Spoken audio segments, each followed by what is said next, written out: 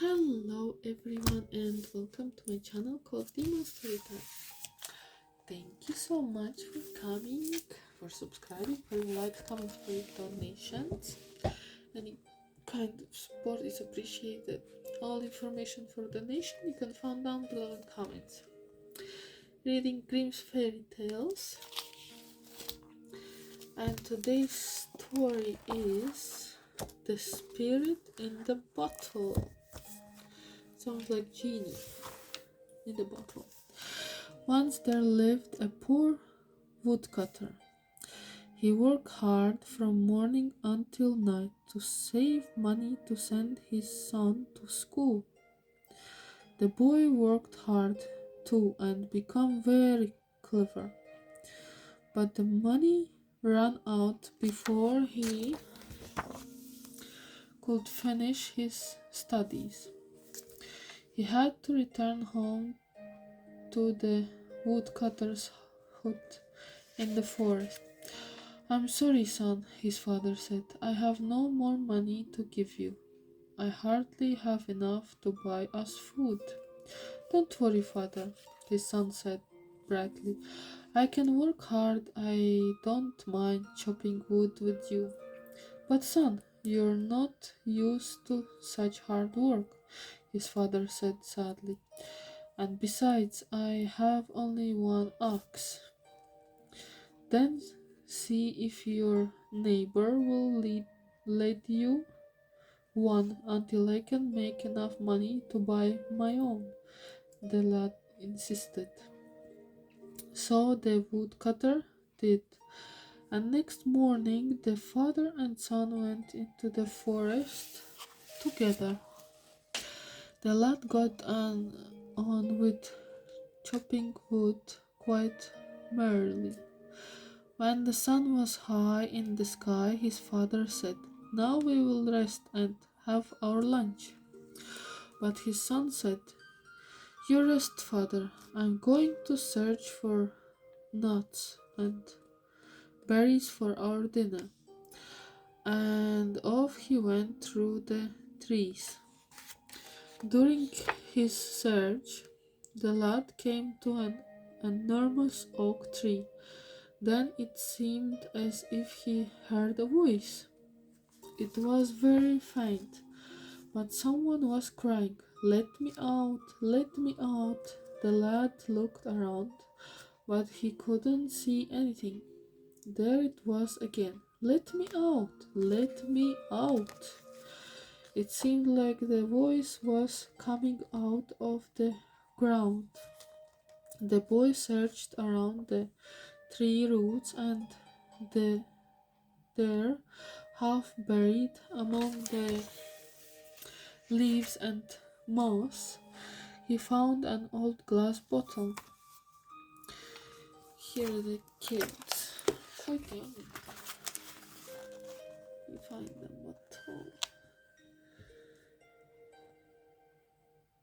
Lovely colors.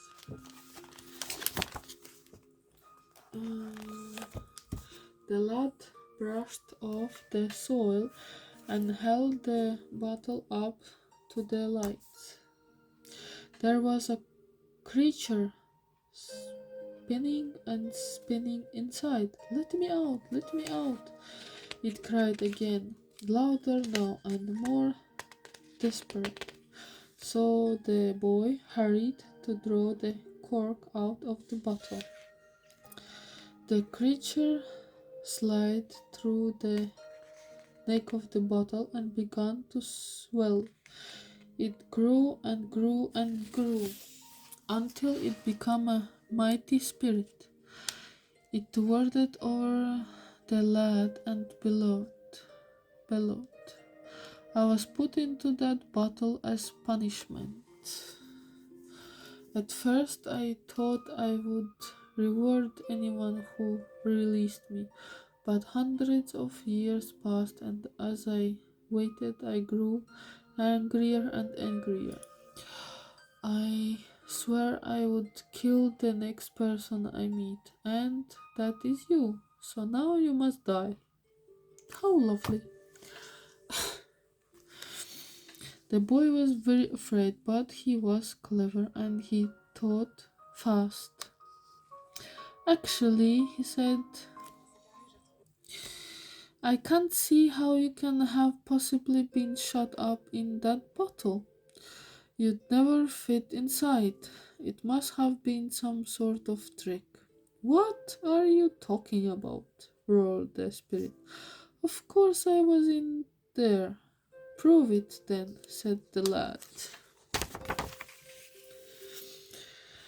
The spirit snorted with annoyance and at once drew itself up, and shrunk and shrunk and shrunk until it became so tiny that it could slide back through the neck of the bottle and was once more jumping around inside again.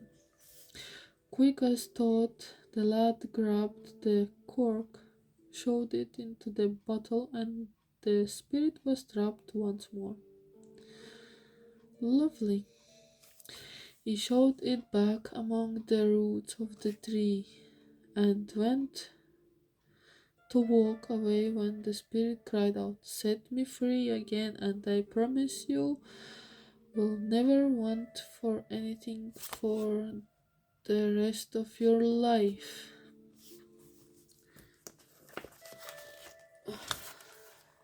Here is the spirit, a boy, and a tree. Mhm.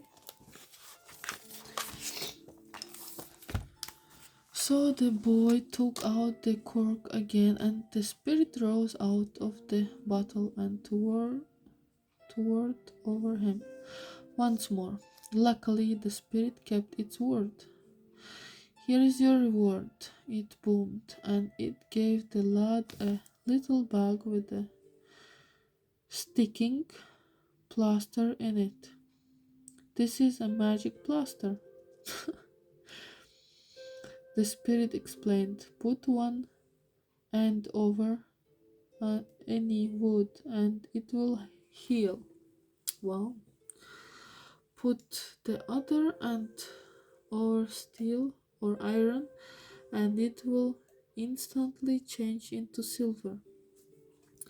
In a puff of smoke, the spirit vanished, and the boy hurried back to his father.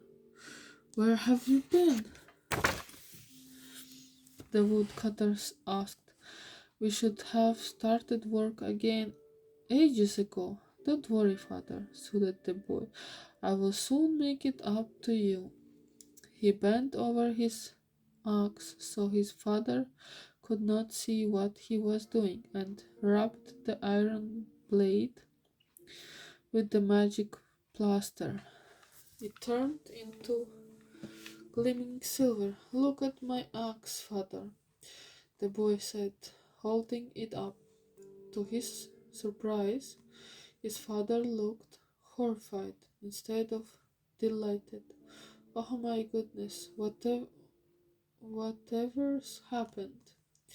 The woodcutter gasped. That's no good for chopping trees anymore. Silver is softer than iron. It will just bend. I can't give the axe back to my neighbor like that. You'll have to go and sell it. You won't get much for a damaged axe, thought. Excuse me. I have to earn however much else we need to buy my neighbor a new one. Oh, father, the son sighed with a smile. He strode off into town and went straight to a jeweler. The jeweler gave him £5,000 for it. Wow, cool. The woodcutter's son went home delighted and asked his father how much his neighbor wanted for the axe. £10, the woodcutter said, shaking his head sadly. Well, here's £10, said the lad, counting out his money, and his money hundreds more.